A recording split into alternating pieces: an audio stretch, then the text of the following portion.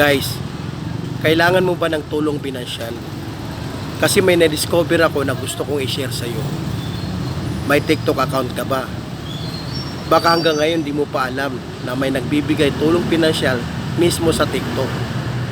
Kilala mo naman si Francis Leo Marcos, di ba? Isa sa bayani nung panahon ng pandemic. Dahil marami siya natulungan Pilipino, nagbibigay siya ng maraming bigas sa mga nangangailangan. Si Francis Leo Marcos ay bago lang sa TikTok. Pero 3 million na ang kanyang mga followers. Nagla-live siya tuwing alas 5 ng hapon hanggang hating gabi. Kung may TikTok account ka, i-search mo lang yung pangalan niya. Type mo lang, Francis Leo Marcos. Nagbibigay siya ng tulong pinansyal sa mga nangangailangan, may suliranin, may kapansanan. Baka isa ka dun sa matulungan niya. Hindi lang yun. Pag tumambay ka sa pagla-live ni Francis Leo Marcos, madadagdagan na yung mga followers. Pag umabot ka ng 1,000 followers sa TikTok, pwede ka na mag-affiliate marketing at kumita ng maraming komisyon. Ano pang hinihintay mo?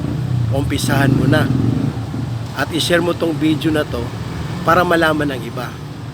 At i-like mo na rin ako. Please subscribe. Ingat at good luck.